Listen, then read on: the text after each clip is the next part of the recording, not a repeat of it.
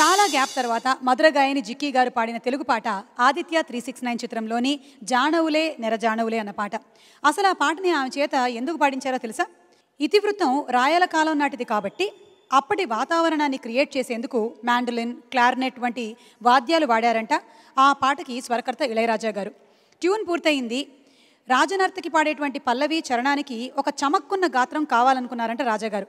వెంటనే పక్కనే ఉన్న బాలుగారికి కైపున్న మచ్చకంటి చూపు అన్న చరణం అది పాడిన జిక్కీ గారు గుర్తొచ్చి ఆవిడ చేత పాడిస్తే బాగుంటుంది అన్నారంట. అందరూ ఓకే అన్నారంట. జిక్కీ గారిని పిలిపించి ఆ పాటని కూడా పాడించారంట. ఆవిడ పక్క నుండి పాడినందుకేమో బాలుగారు కూడా అతి మెత్తగా ఏం రాజాగారిలాగా పాడారు. 4 శతాబ్దాలు వెనక్కెళ్ళి మరీ ఆ పాటని అద్భుతంగా రాశారు వేటూరి గారు. జిక్కీ గారు, బాలుగారు, శైలజ గారు పాడినటువంటి ఆ త్రిగళంతో ఇప్పుడు మన ముందుకు వస్తున్నారు చరణ్ గారు అండ్ మాళవిక.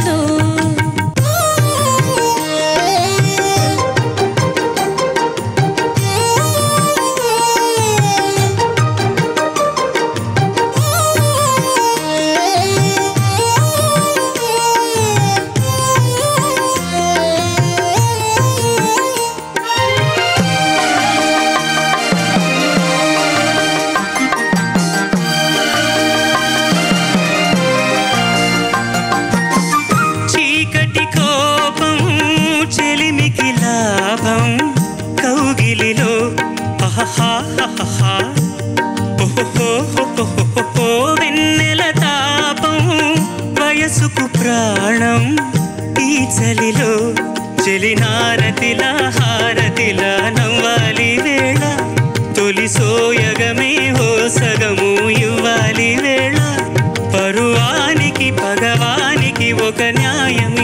సాగునా జానవులే వరవీణవులే తిలికించి తాళలో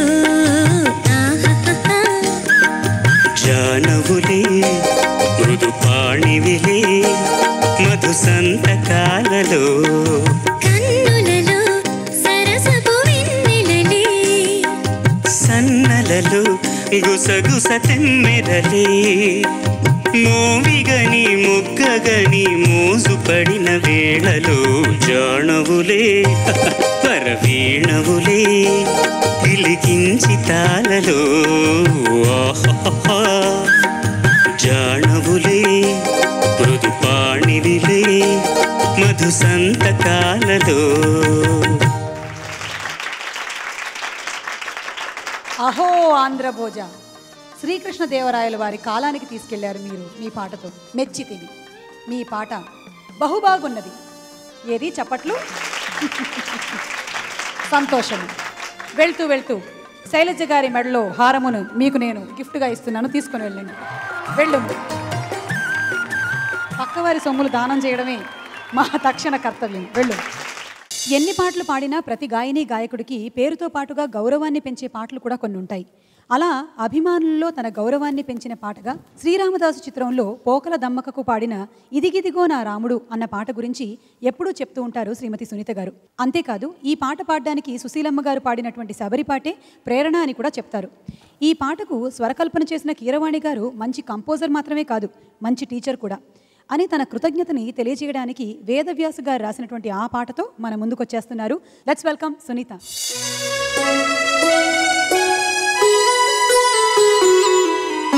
ఇదిగిదిగో నా రాముడు ఈడని కొలువుండినాడు,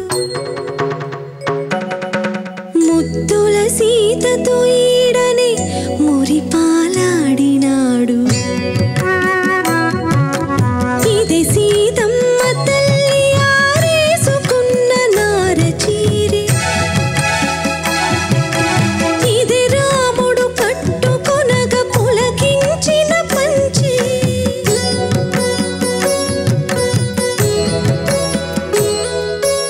ఏడేడు లోకాలను ఏలిడి పాదాలివే,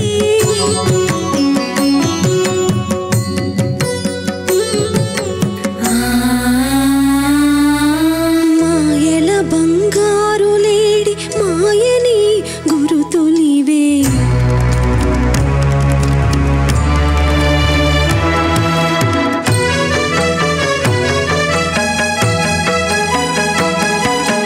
పచ్చగా ఐదో తనమే 10 కాలాలుండగా,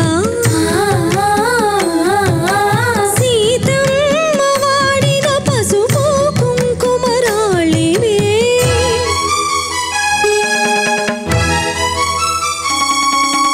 దాటొద్దని లక్ష్మణుడు గీతను గీసిన చోటిదే,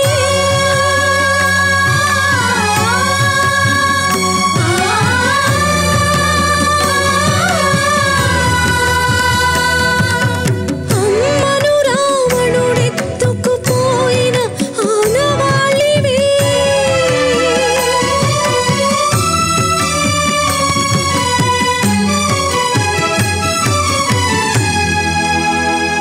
ఇది ఆ రాముడు నడయాడిన పుణ్యభూమి, మరి నా రామునికీడ నిలువ నీడలేదిదేమి,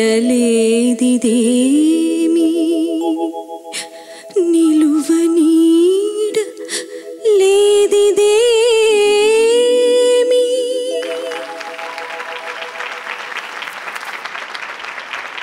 అంతా రామమయం, జగమంతా రామమయం. చాలా బాగా పాడావు సుని అని నేను వేరే చెప్పక్కర్లేదు, ఎప్పుడూ అద్భుతంగా పాడతావు, అలాగే పాడావు. అండ్ థ్యాంక్స్ టు అవర్ పాడతా తీయగా సింగర్స్ ఆల్సో, కోరస్ చాలా అద్భుతంగా అందించారు. ఇక ఇమోషన్స్ పలికించడంలో చాలా సినిమాలకి నువ్వు చాలామంది హీరోయిన్స్కి డబ్బింగ్ చెప్పడం కూడా జరిగింది. సో అవన్నీ కూడాను చాలా యాడ్ ఆన్ అయ్యాయి ఆ సినిమా హిట్ అవ్వడానికి. ముఖ్యంగా శ్రీరామరాజ్యం సినిమాలో నయనతారకి నువ్వు చెప్పినటువంటి డబ్బింగ్ ఎంతగా ఆ క్యారెక్టర్ని ఎన్హాన్స్ చేసిందో. ఆ క్యారెక్టర్ని ఎన్హాన్స్ చేసింది అని అంటున్నావు, థ్యాంక్ యూ ఫర్ దాట్. కానీ నా లైఫ్లో కూడా నా యాటిట్యూడ్లో, నా పర్సనాలిటీలో చాలా మార్పు తీసుకొచ్చిన సినిమా అది. ఆ క్యారెక్టర్ డబ్బింగ్ చెప్పిన తర్వాత ఎందుకో సడన్గా సైలెంట్ అయిపోయాను, చాలా కామ్ అయిపోయాను, చాలా డెప్త్గా ఆలోచించడం స్టార్ట్ చేశాను. చాలా విషయాలు అనవసరం అనుకున్న చాలా విషయాలు ఆలోచించడం మానేశాను. లైఫ్లో చాలా మెచ్యూరిటీ వచ్చింది ఆ సినిమా ద్వారా అని ఖచ్చితంగా చెప్పగలను. అలాంటి సినిమాకి నేను ఎప్పుడు వర్క్ చేస్తానా, నేను ఎదురు చూస్తున్నాను. బాపు సార్, ప్లీజ్ మా కోసం మరొకసారి అద్భుతమైన సినిమా తీయాలి మీరు. ఆ సినిమాలో మా సుమని తన కోరిక నెరవేరేలాగా మీరు ఆశీర్వదించాలి. ఇది సుమ అభిమానులుగా మేమందరం మిమ్మల్ని రిక్వెస్ట్ చేస్తున్నాం. తదాస్తు. Thank you. ఎటు నుంచి కథ ఎట్టుకెళ్ళింది చూడు సార్.